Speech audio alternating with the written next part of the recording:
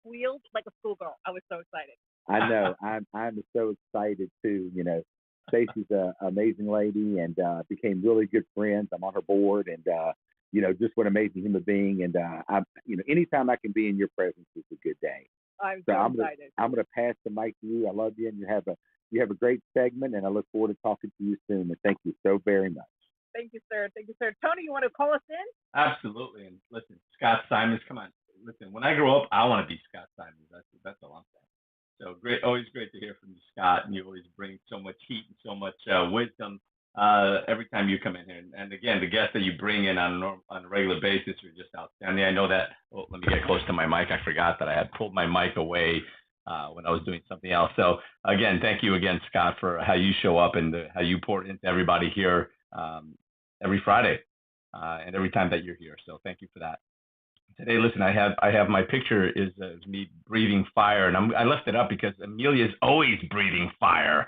So good morning, everyone, and welcome to another episode of our Friday show here, Amelia and Tony, and I think we're going to start calling this Follow Up Fridays, and we're going to be talking about healing and and not apologizing for it, right? Because I think it's all something that we all have to do. So we want to just thank you for being here today and every Friday, and we encourage you to share this room, as Scott just said. You can click that little box at the bottom of the screen, share this to your clubhouse hallways so that the people that follow you know where it is that you are and what we're talking about. And of course, you can ping people in individually.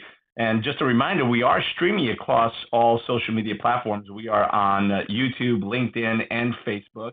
So you can find us in any one of those places. I will be putting the link to YouTube in the chat. And I'm giggling because Amelia is just quickly applying her lipstick. So if you're not, Hey Tony. yeah. Hey Tony. I just gotta say, bro, I'm listening to your voice right now, and it just all of a sudden like it flashed me back. And I remember in the midst of COVID when you were under the weather and it was a scary season. Oh yeah. And I'm hearing your voice now, and you sound so strong and so healthy.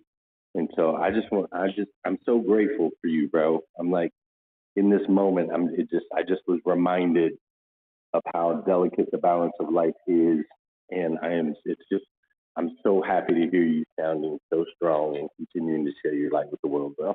I appreciate it, brother. And, I was reminded, my wife actually reminded me last week because it was my anniversary, and I actually came home from the hospital 1 year ago on my anniversary. So it was a week ago that I came home. Yeah, that was a scary time, and I'm just grateful. That. Yeah, I'm grateful for all of you. We remember. Yeah, I remember, and I'm grateful for all of you and all the kind words and messages and energy and prayers that were sent to me, and I really am so grateful for that. I can't thank everybody enough because it really was a scary time. I'm not gonna lie. There was really only one moment that I'm like, could this be it? But I'm like, nah, no way. There's still nope. Listen. I've died once before. There's no way that this little virus is going to take me out. So I'm so happy to be here with you, and great to hear your voice, Glenn, as well. And so grateful for you and starting this room on this platform that has changed so many lives. And you've given the microphone and the ability for so many people to share their wisdom and share their hearts, share their minds. And grateful for you, just as we all are, because Breakfast with Champions wouldn't be here if not for the one and only Glenn Lundy. So always glad to hear your voice and looking forward to seeing you in person again sometime soon and hugging your neck. And yeah, I still borrow that line from you all the time. So Tony, we've had some really cool things. So last week we opened up and really the hour here is for us to be able to help you identify the behavior, give you a modification tool, and then circle back to see the results from what we did. And so I love the fact that I'm getting more and more questions every week, getting them over on IG, I'm getting them here in the back chat. So again, I always say, if you're stuck, if you're struggling, this is where ask the question. It doesn't matter what it is, and we'll provide the guidance out for wherever you are that you were stuck. And so we did that a little bit last week, and wanted to be able to share what some people did from what they actually heard in those exercises. Because again, when I give people behavior modification tools, they don't realize how quick and how powerful they work.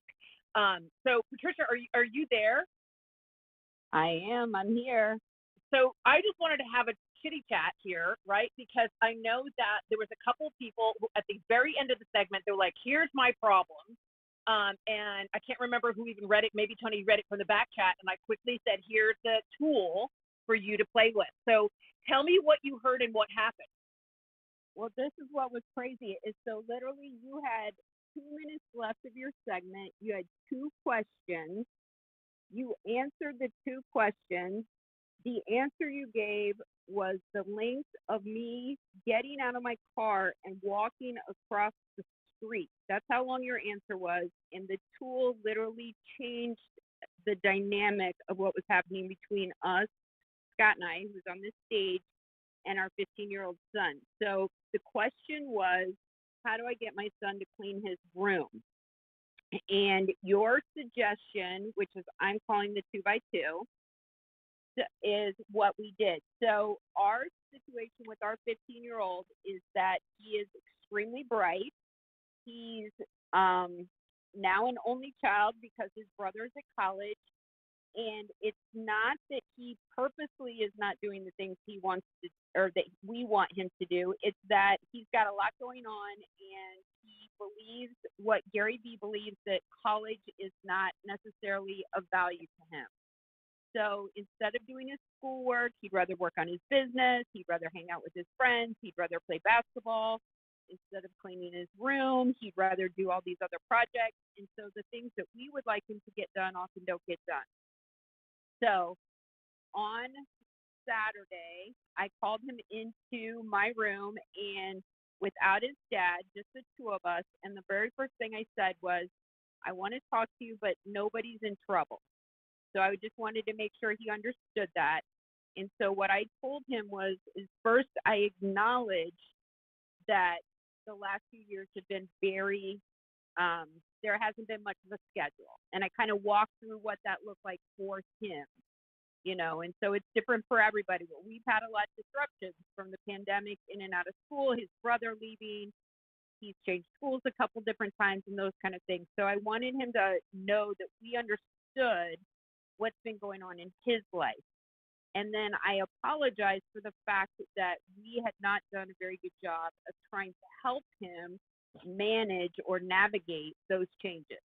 Right. And so what is, just for so people get context, right? What that's called is setting the foundation, right? Before a conversation that you want to be deep and meaningful, step one is to set the foundation. Once you establish, right, safety and security, you're not in trouble, right? And so that sets the tone in order for the energy to pull forward instead of pulling backward, right? Because the natural instinct is when you say to somebody, I want to talk to you, panic is the first thing that happens in 99% of people. The minute you say, I want to talk to you, panic comes in. And then the worst thing you can do, what creates something called shame energy, is when you say to somebody, I want to talk to you, oh, not now, but I will have to talk to you, and you leave it open-ended for that person to wonder all day long. That's actually shaming. It is the worst behavior you can have. I got to tell you something really important, and I'll get to you later. The worst. I hate that. And everybody does. It is Well, horrible. horrible. the fear and anxiety that you create just make it so much worse. It can turn a regular conversation into something so tense and scary that they avoid it. Yeah. So keep going, Patricia. I'm just laying the framework because I'm always trying to at the table. And what was happening was, because he's in and out of the house so much with different activities, is that he knows, he's smart enough to know what he's not doing that we want him to be doing. And so he was purposely avoiding spending a lot of extra time with us because he felt like every interaction he had with us, we were going to be saying, did you clean your room? Did you do your homework? Have you done this? Why haven't you done this? And it was changing the relationship that we used to have with both of our kids, where we talked about a lot of different things other than just pointing fingers at things. And so the first thing I did was I explained, you know, that there was this exercise I wanted to try. And I said, I know that there are things that are important to you, and there are things that are important to me to do, that you do. for your future. And I said, so instead of starting with this huge list of things for you to be doing for your allowance or these different things, why don't we start rebuilding your schedule together in a way that works for you? And so I want you to choose 2 things that you want to make sure that happen for you every single day. And I'm going to pick things that I think are important that you do every single day. And let's take turns sharing what we think those are. And we can discuss each one of those things. And so he said, well, hence the 2x2, right? Hence the 2x2. Just for people who are in Designing Genius and are looking for the tool is called 2x2. Right. And so he asked me to go first. And so I started by talking about school. And so I just said that, let's start with schoolwork. You're smart. And he's one of those kids, if he pays attention in school, that's 90% of it for him. He's very fortunate in that way. And so I said, I want you to do schoolwork. So what I said ahead of time, just to backtrack just a second, is let's pick the 4 things and then we'll build a schedule around it.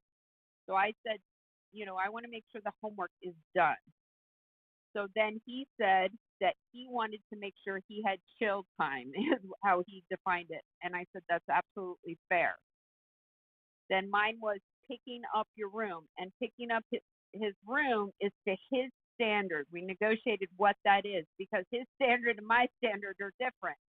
And we talked about that last week, right? Because we had a lot of parents chiming in last week talking about clean rooms, and we went into detail on how to be able to get, right, the minimum requirement from your kids so that they're not always in trouble, because kids who are in trouble either cause trouble or hide. Right. And so my standard is not realistic for him. He's a hoarder. He likes a lot of things, but I don't want dirty dishes and dirty clothes.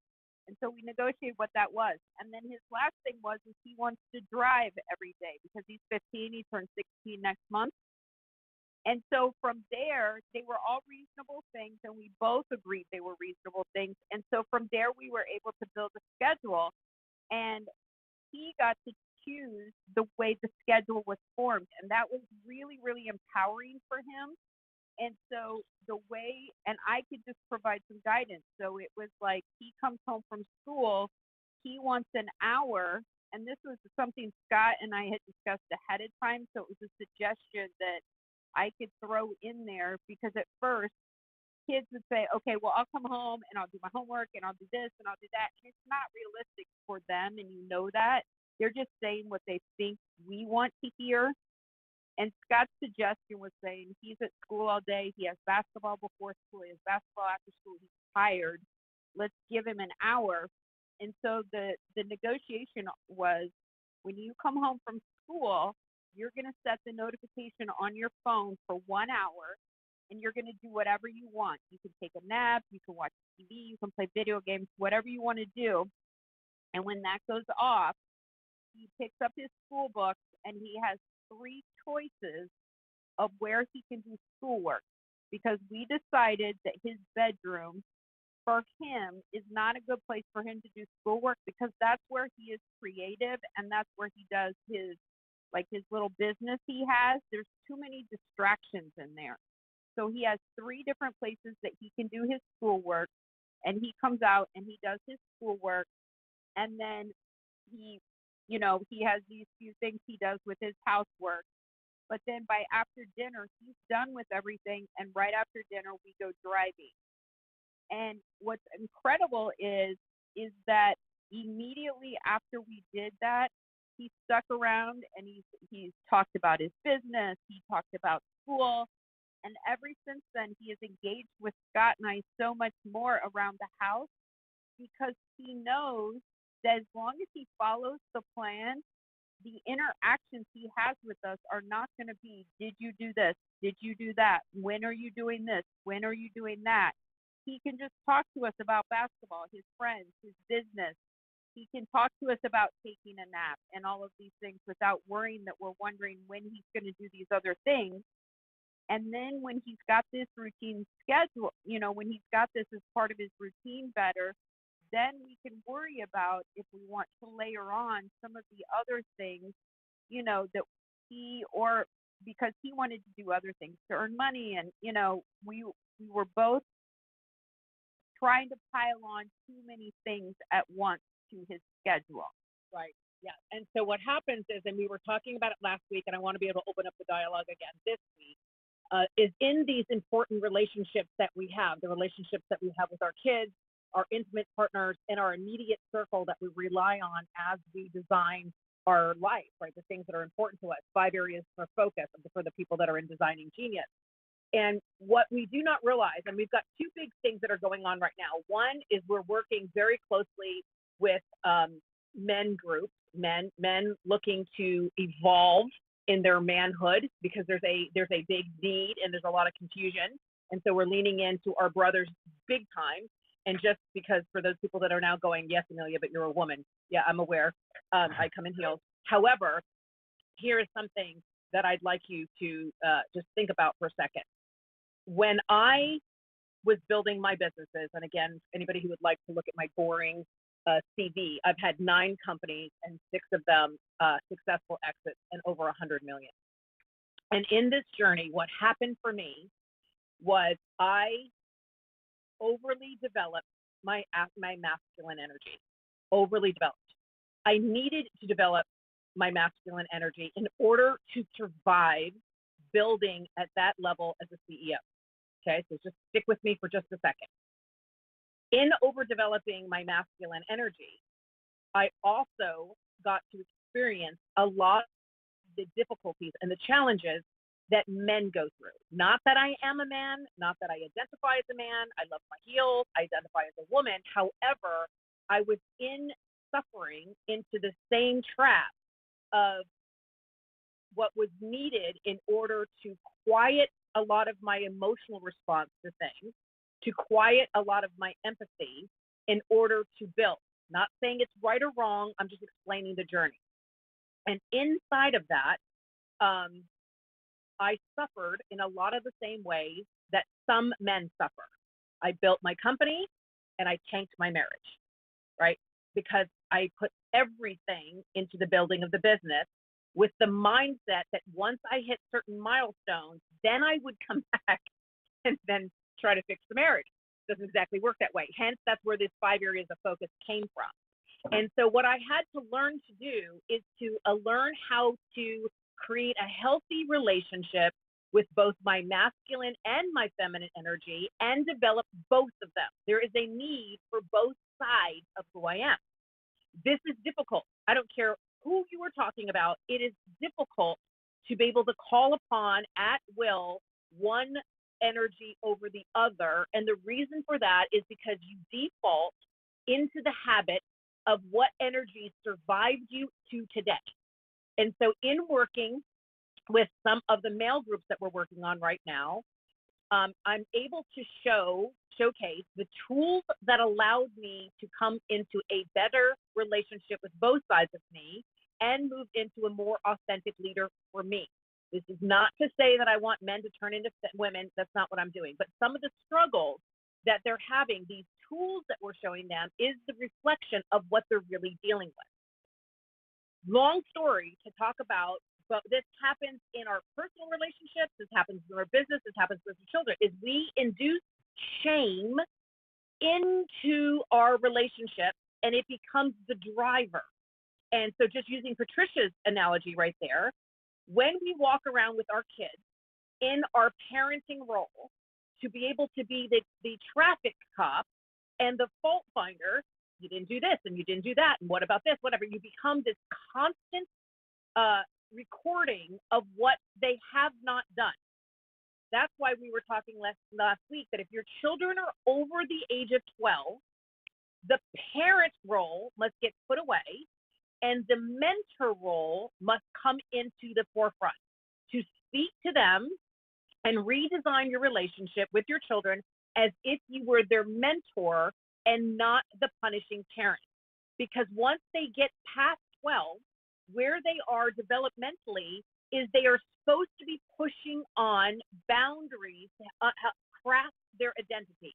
They no longer identify as their parent, right? I'm not my parents. I am now something else, and I'm breaking away from parenting, and I'm now adopting my own identity, which means it creates conflict between 12 and 16, 17 years old. That's what they're supposed to be doing. If you're in the mentoring role and not the traffic cop parent role, you build the relationship tighter as you guide them, not discipline them. Now let me flip to the husband, wife, husband, whatever your intimate relationship is. This is also what happens in the relationship. One partner takes on the disciplinary role that says you haven't done this and you haven't done that, and so you're in fault finding. In fault finding, you are shaming your partner. When you shame anybody, it sucks. But when you shame a male dominating energy, the shame causes them to withdraw. They go as far away as possible, because what's normally, not always, what is normally being mirrored is their mother. Truth. If you are their mother, they don't want to have sex with you. If they don't want to have sex with you, the only thing between the intimate partner and everybody else, the only one thing that's different is you have sex with somebody. That's the person you chose to have sex with. Everybody else is exactly the same, except for this one person. And so now if you are the disciplinary, if you have become their mother, and now they no longer want to have sex with you, you just lost the intimacy. If you lost intimacy, it's going to be really hard for you to build a long-term relationship. It's going to be almost impossible, because who wants to build a relationship with their friends? You lost They can have polarity. one anywhere. Yeah, if I can just jump in on this, because this is something that I literally just had this Tony, conversation. would you like to jump in and be a man? Listen, I just had this conversation with someone a few days ago, and I said, look, the male-female energy exists in all of us, right? Yet in a relationship, whether, and by the way, this is a heterosexual relationship, homosexual relationship, there is always the dominating masculine, dominating feminine energy in whatever that person is. We both have them, like you said. I like to say that, all men have feminine energy as well. Otherwise, we'd be a hot mess. Our hair wouldn't be combed. We wouldn't be matching. It'd be a hot mess, right? I think that's us channeling our feminine energy. And I think but there is a delicate balance of that.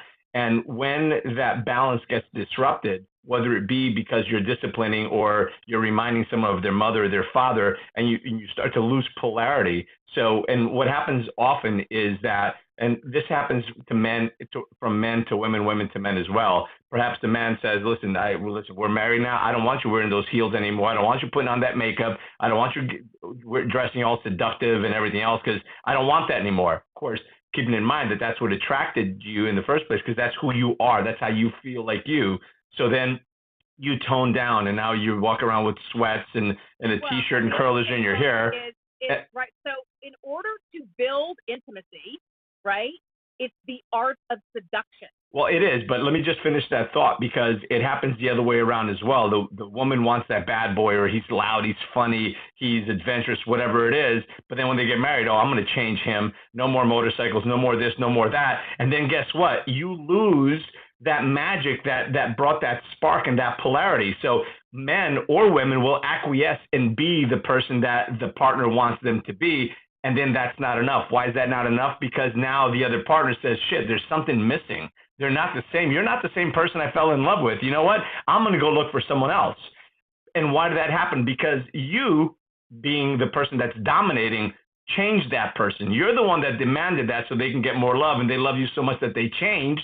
And now that's not enough for you. You go outside, or even if you don't go outside, but you still don't give that person the love they desire, they start to resent you, and you lose polarity. And when you lose polarity, now, again, women now have a girlfriend instead of a husband, and men have a boyfriend or a male friend instead of a wife, and you lose the polarity and that sexual attraction, that polarity, because again, two positives don't work, two negatives don't work. It's a positive and a negative, a light and a dark, however you want to describe it. And when you lose polarity, then the relationship falls apart. But Tony, if you're in that situation, you can still save it. You can still go back. You can still go back to center and go back to your masculine energy and go back to your feminine energy and find the polarity. And again, it's a bigger conversation, but since you started it, I wanted to inject a little bit of that. No, and I go a love little it, further. right? Because you have to create this. I say this every day in my mentoring sessions, right? You must create space for it. Nothing will happen. Nothing in life will happen if there's no space. And what happens is on this crazy chase to success, people fill their calendar from sun up to sundown, and there is no room for intimacy. There's no room for you to attach to your masculine, no room for you to attach to your feminine. You're living in default, and you're nowhere near where you could become because there's no room. And so what I love so much about Designing Genius is as you go through and design what we call, you can call it your self bucket, we call it our personal development bucket, whatever that is, you get to design the practice. So for me, somebody in the back chat was saying, oh, Amelia, I'm an alpha female too. So if they would like to chime in, I welcome you to this conversation. Because I have an overdeveloped masculine energy, which really helps me in building my businesses, very useful for me. It allows me to have a very objective ability to make very quick decisions. Not saying I couldn't do it just 100% of my feminine. I could. For Amelia, I'm not as effective. I am more effective, and I hit the bullseye when I rely on my instincts of my masculine energy. That is just me. However, it's not my authentic state.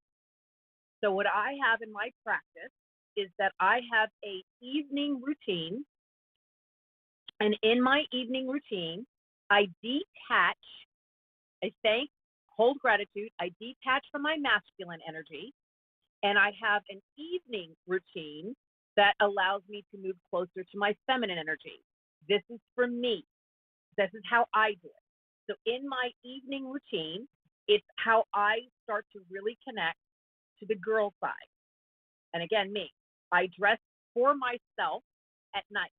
Me. I love lingerie. I love all this foo-foo stuff. I love to spend time in the bath, and I take care of my skin, and I play with some crazy TikTok videos of trying another hairstyle. I lean into my feminine energy.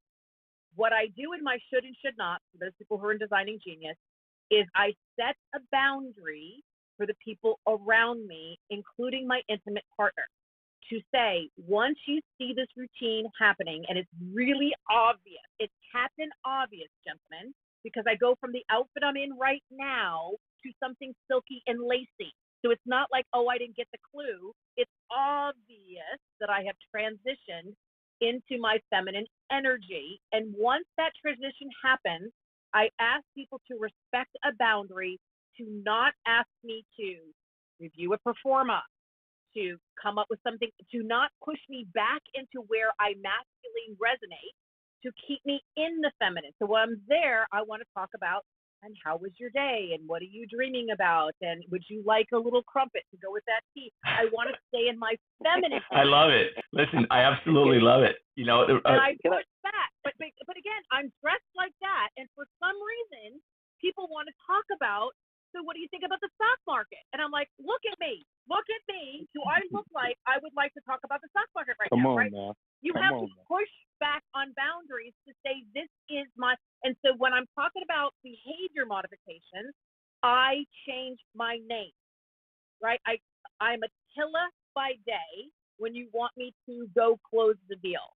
I'm Amelia when I am just more in my masculine objective. And then I ask you to call me a pet name. And no, I don't mean like woof woof, right? A pet name. How about Boston? There you go. When we are connecting in that spot, right? Connecting that way. And I will tell you, it's difficult.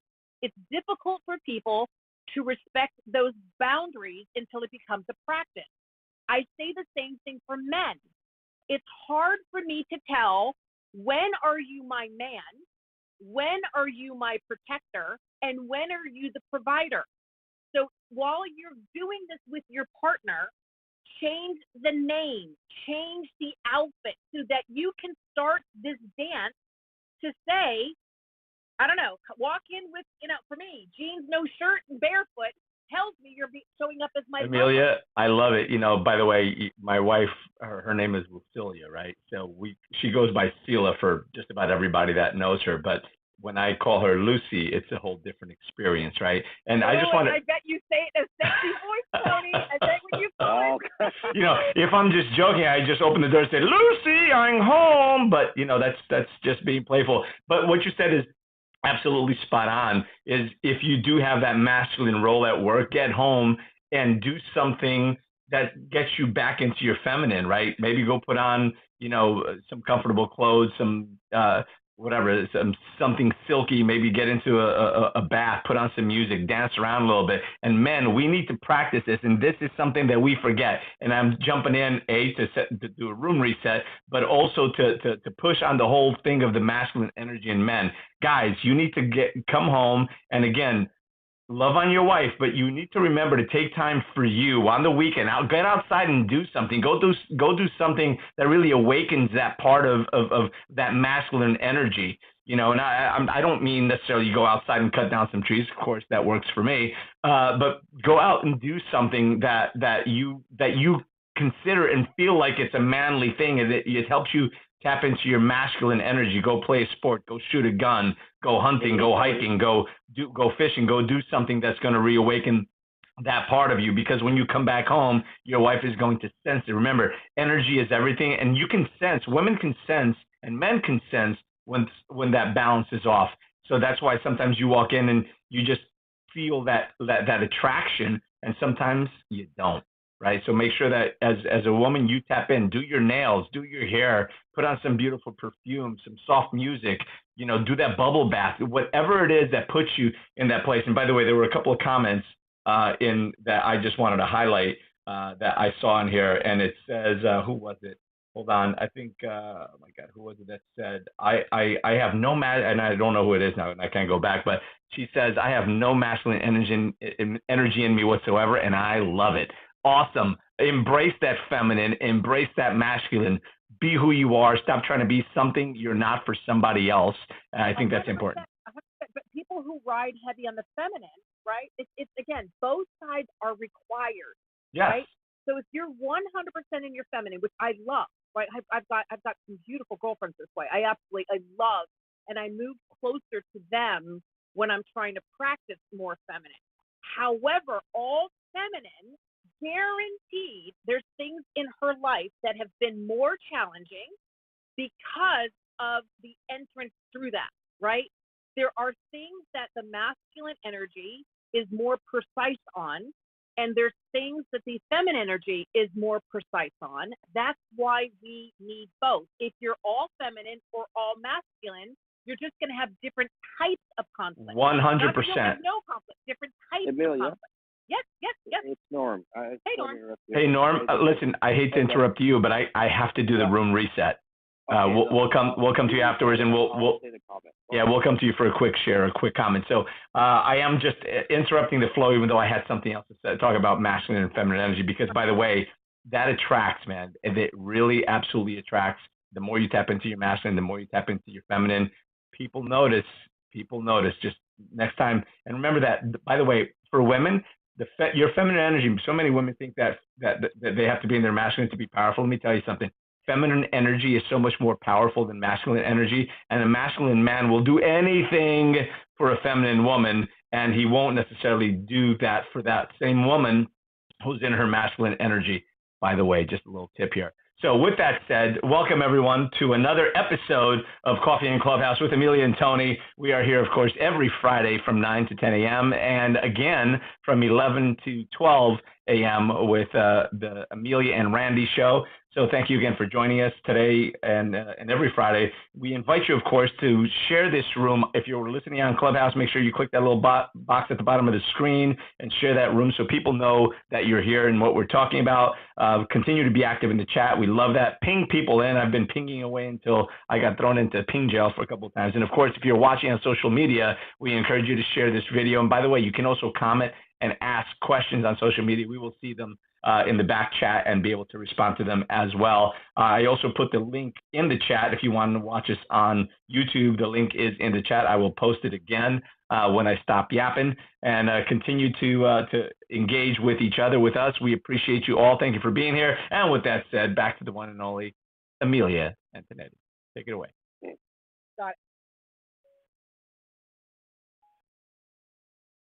Lead a company. 100% you can lead a company with your feminine energy.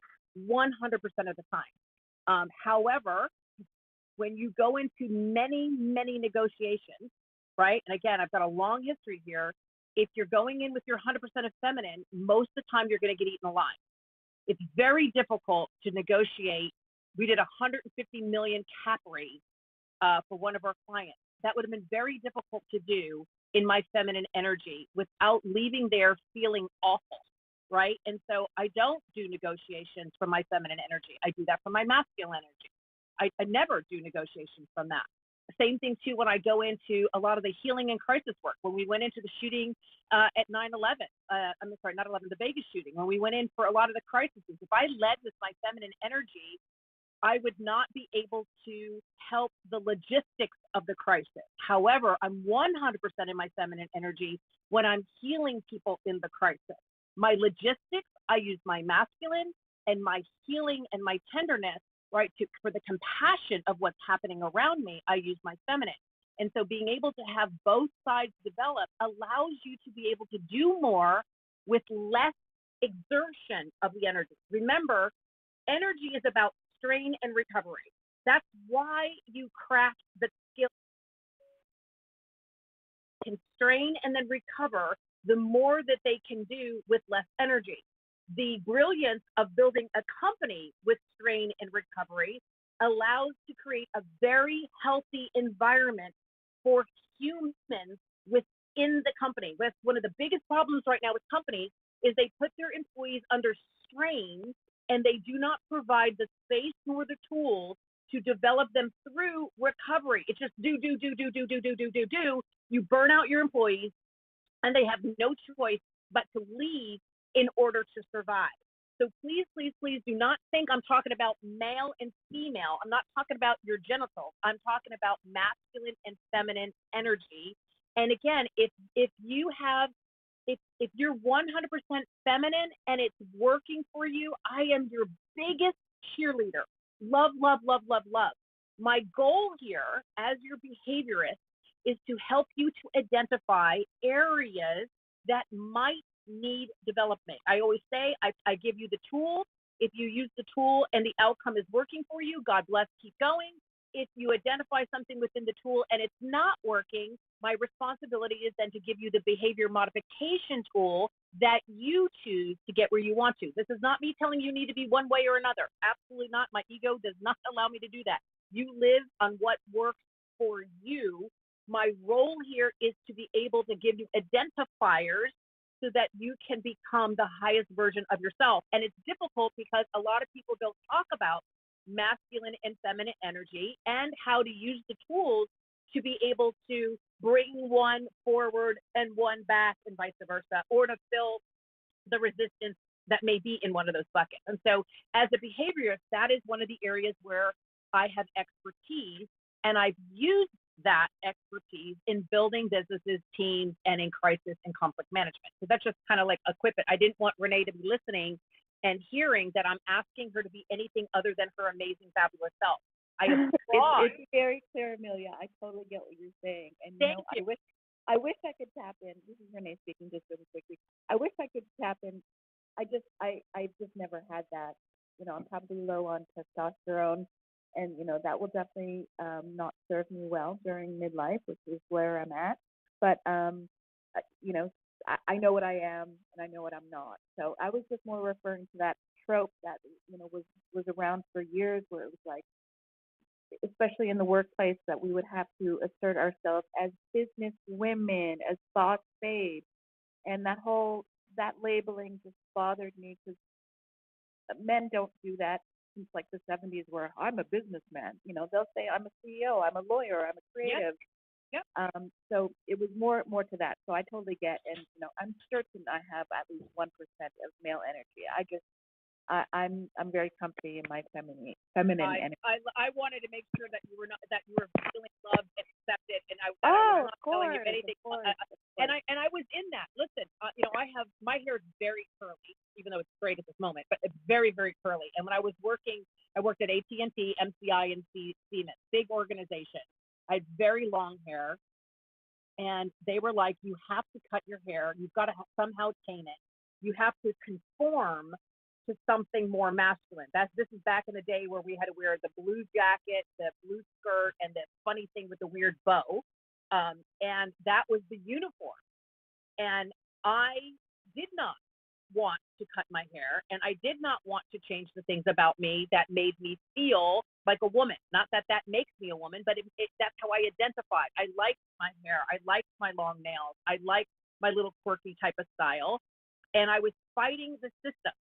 For people who know anything about telecommunication, I was a B band at AT&T in my early 20s. I had gone very far in a very short period of time, and they were like, in order for you to make it here, you must come in this different package. And I refused. I'm like, I love my heels. I love my sense of style. I love being a woman. And so I'm not going to change that. So I learned what I learned from corporate America and then went out and built my own company, right? But what I learned in building my own company was that absolutely there was things that part of me did better without one energy or the other. Same thing too, we were the very first people. We built a school inside of our company. We had a big atrium. We brought in 18 teachers and we homeschooled for every one of our employees because I didn't want a parent, male or female, a parent to have to choose between being a good parent or making a living. I thought that as a CEO, I thought that that was wrong. And again, not that my way is the right way. So I built a school so that they could bring the kids with them to work and they could be able to see them within the age. They would be able to have lunch there, whatever. We homeschooled this is in the 80s, way before there was shared work or anything like that, because I wanted to be able to create an environment. Literally, when you walked in our lobby, it said, if you don't like kids and pets, this is the wrong place for you, because we had pets and kids everywhere because we were a group of parents working to build a difference. At that time, I was bringing green mainstream. And so, and again, you can look at articles, right? So back in all these companies that I was building, I sold one to Clorox, one to J&J. They literally said, "Oh, that's because she's a woman CEO." No, it had nothing to do with me being a woman. I'm a human who wanted to create a better environment for my employees. I could be a male and want to do a better environment for my employees. So I've been bastardized 1,001 times every time I've had some type of accomplishment, because people want to put it in because of this, because of that, instead of just saying, I want to be the best leader that I can. What I'm trying to talk here about masculine and feminine energy is how I call upon one or the other in order to have the outcome. Now, listen, I don't want to bring this persona right here, this educator, this trainer, into the bedroom. No. This would be no fun. Right? I have to bring a different part of me. But if my partner isn't playing along, if my partner keeps asking me to have intellectual business dialogue, you're not helping me. I need help to transition to the other side of Amelia. Yes, right? keep that out of the bedroom. Business talk. Yeah, keep the stock market and everything else. I mean, as the saying goes in relationships, let all the ups and downs be under the sheets, but don't bring that stock market stuff to the bedroom for sure. Happens, Tony. Do you know how many times I'm in bed and somebody goes, "Hey, can you read this email?" I'm like, "Really? That's what you want right now?" I'm like, "Okay, I'll read the email." I'm like, "It's really Amelia, not helping." did you kick him out of the goddamn bed after that? Did they get on the house? Come on. There you go. Come on, you had to do that. Well, listen, I get we rely on each other, right, as a sounding board. But what I'm trying to say is that the boundaries and the guidelines is what allows for the connection and the belonging that we need. We have a lot of lonely people right now. My heart is bleeding because we have a lot of lonely men, very, very lonely men. I was posting a lot this morning on some of the people that I follow and I've had some chit chats with. And it's amazing how hard it is when hurt is present in your world. And so hurt is an opportunity to heal. And I was trying to squish some TikToking coaches that were talking about being apologetic for healing. And I'm like, are you out of your mind? Healing is something you should be proud of. Healing is evidence that you're growing. You should never apologize for healing. It's the most insane thing that I heard. Amelia, some people, and here's the reason why. And there was somebody in the chat, I don't know if you were catching, but somebody was just saying all kinds of things. And of course, I read the bio and I understand why they were angry, or I understand that they're angry. Some people don't want to heal because they find significance in their pain, and they find connection to themselves and their pain and connection with other people that they want to be like, because as the saying goes, misery loves company. So if you're healed, then the people that are choosing to be miserable that you love, maybe you want to be around, don't want to be healed. So anyone who says that healing is wrong is hurting themselves, and they're just there's some people who are just angry and they don't want to change. They don't want to move. They prefer to change what they look like, their image, rather than dealing with what's really hurting them, right? And that's, I think, what you're facing, or what you were dealing with when that came up. Well, because I again, I can't stop myself from speaking up. Healing is something to be celebrated, right? And so when somebody says to you, listen, I'm working on my healing, or I'm working on myself, or I need some space, or that's a trigger for me. All of that stuff is healthy. That is healthy. There should be no shame in healing. There should be no apology for healing. It's a sign of growth. And again, if pain is part of how you identify, and that is working for you, God bless you. But that energy will be moved away from many, many, many people. Many people will move away from that if you are staying rooted in being angry. Yeah, listen, right? Maisha, I think Maisha is her name. She says, yes, we get addicted to the pain. And that's so true. People get addicted to the pain, or pain becomes their norm. It becomes part of their weird comfort zone. And then people don't leave that. That's why people get stuck in bad relationships, in abusive relationships with somebody else. And many times we're in abusive relationships with ourselves, but we're addicted to the pain and the significance that comes with it. And that's why, Tony, it's so important. Like if you've made the decision to lean into development work, if that's something that's working for you and you want to develop, the first thing that you have to understand about yourself is, how do you attach, right? And especially for people like me that are growing out of a very traumatic childhood. What I needed to understand was what was on my side. And to understand what's on my side is I have to understand what my attachment is. Is it more, more anxious attachment style? Is it more, detached? Like, I have to understand, am I running and hiding, right? Or am I over anxious and pouring forward? And as I understand what my attachment style was, it helped me realize what I was creating on my side, right? And I didn't understand it, right? I thought it was about you. And I didn't realize it really was a response to me. And so knowing how you bring what's called conflicting energy into the relationship helps you start to unwind it.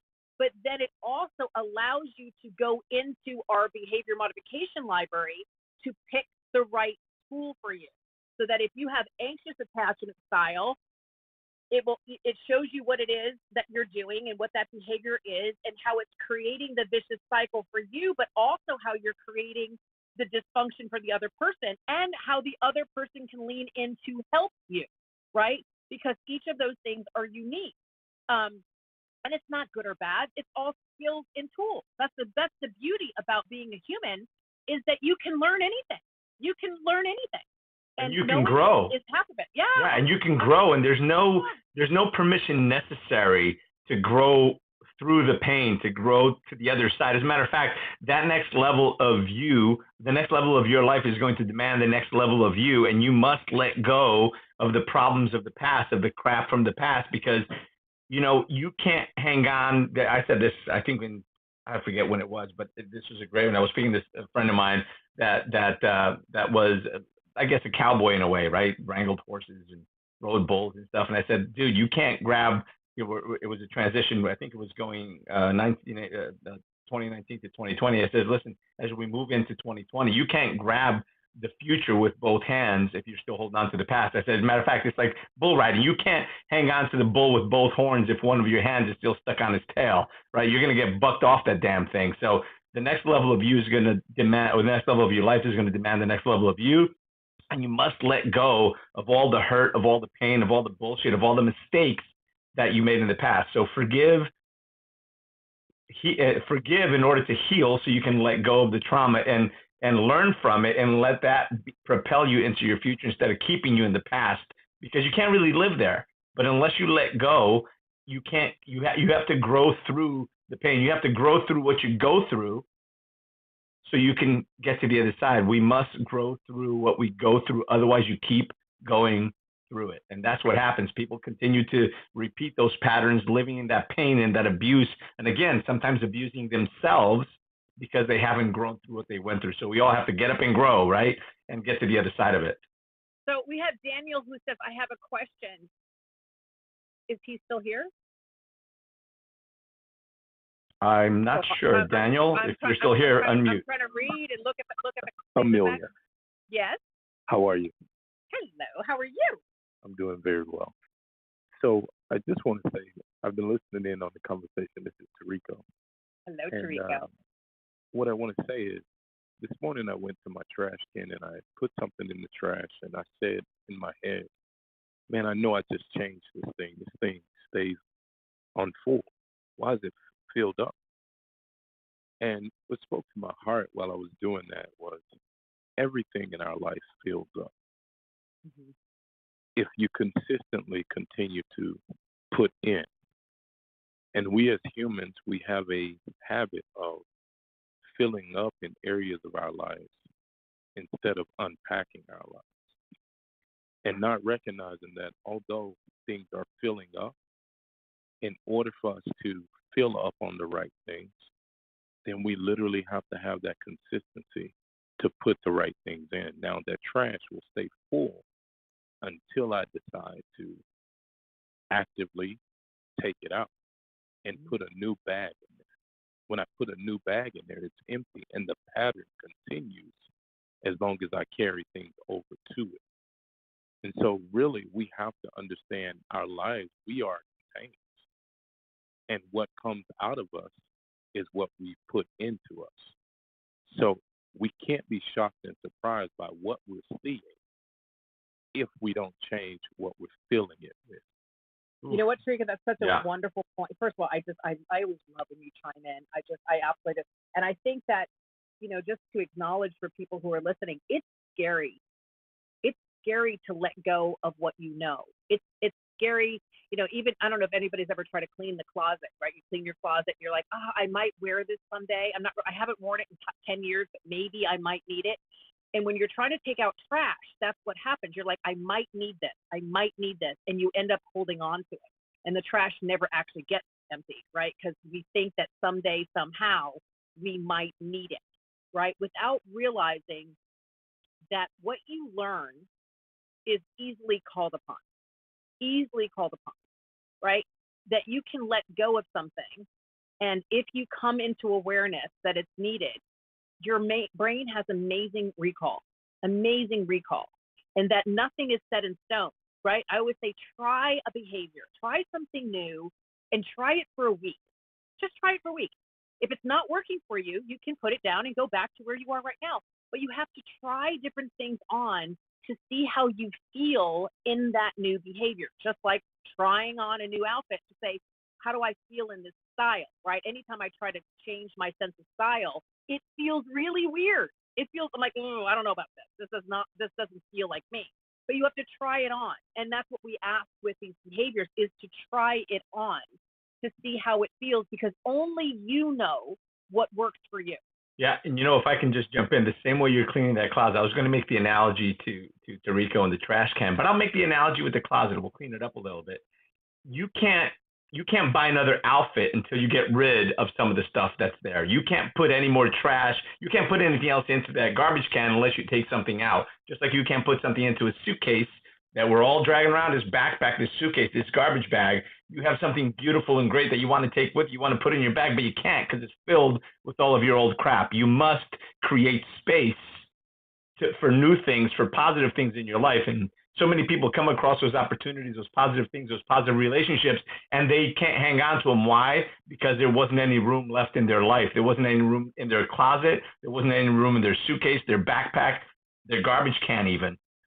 So to go back to that conversation. Yeah, I think that what Tarico, what we're talking about, is that it's difficult, right? I mean, we make it sound like it's easy, and there's a lot of emotions that you have to move through when you're growing.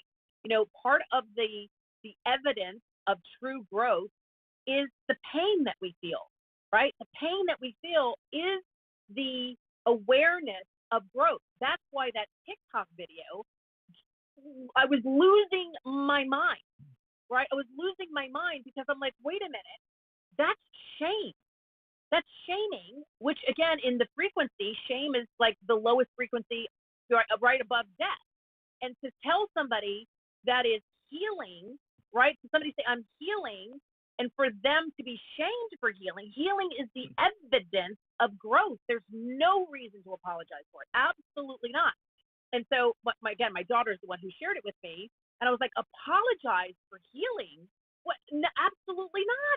The people that get offended are the ones that are too scared to heal themselves, that are too scared to let go of that crap, and they'd rather steep in their own stuff than actually do something about it. That's why they get angry, because they don't have the courage to do it themselves. And I think that's what I try to do. Is I'm a work in process. I'm a work in process. My goal is to be better tomorrow than I am today, but I'm going to give today my very all. And I'm comfortable with being wrong. And I'm comfortable with saying, you know what? Thank you for the enlightenment. I now know what I didn't know a moment before, and I'm going to now strive to be a better version of myself. I'm okay with asking, right, for the room to grow right before your very eyes, because I'm a work in process. I'm not finished yet. But to shame somebody, to say that in the healing process is needed for an apology, that's what triggered me. I'm like, I do not have to apologize for healing. Absolutely not. Listen, we are all a masterpiece and a work in progress at the same time. Bottom line, think about that. We're all a masterpiece and a work in progress at the same time, because your masterpiece isn't really over. It's not finished until the day that the brushes fall out of your hands and you fall over dead. And the reality is, any beautiful masterpiece, with the exception of some obscure ones that just like have one or two colors, most masterpieces have a lot of darks and lights, right? And what's life without the contrast of pain and pleasure, of light and dark, good and bad, right? So if whatever you're going through right now, if it's a difficult moment, just know that it's part of the tapestry of your life. It's part of the masterpiece that is your life. And your masterpiece isn't over until those brushes fall out of your hands. Remember that you are the painter. You are the artist of your own life. So stop apologizing for what you're going through, what you're growing through, and the healing that's taking place. So stop apologizing. I love this conversation. Before I pass it to you, hold on, before I pass it to you, to pass it to the amazing Dave Meltzer, I'm just going to thank everybody for being here again. Remember to be here again next week from 9 to 10 a.m. with Amelia and Tony for Breakfast with Clubhouse, and back at 11. So over to you to pass to Mr. Dave Meltzer. Mr. Meltzer, hello, good morning, happy Friday, my friend.